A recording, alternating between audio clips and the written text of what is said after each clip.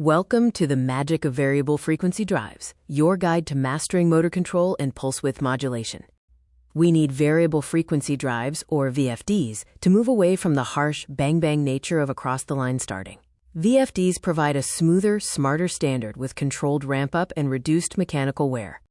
The problem with fixed speed is the inrush current, which can pull 6 to 8 times the full load amps, stressing the utility and motor windings. Instant torque also causes mechanical wear, like water hammer in pipes.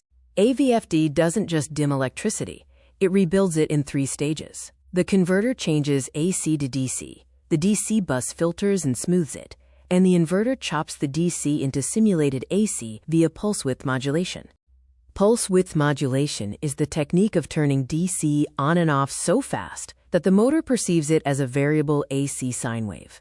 The duty cycle of the PWM pulses determines the average voltage.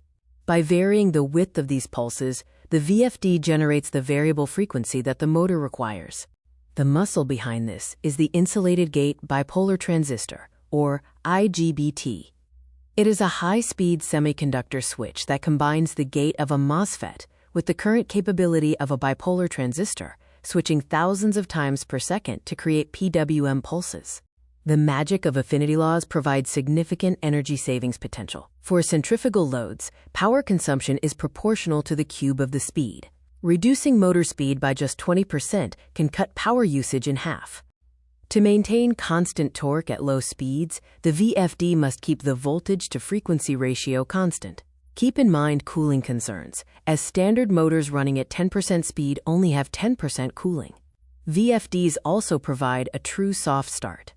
We are reiterating the importance of maintaining the V per Hertz ratio for constant torque, being aware of cooling concerns at low speeds, and utilizing the soft start capability of VFDs. Here is an electrician's installation checklist. Ensure proper grounding with high-frequency straps. Use VFD-specific shielded cable. Use DV/DT filters for distances over 50 to 100 feet to prevent voltage spikes. Finally, ensure adequate ventilation as VFDs produce heat.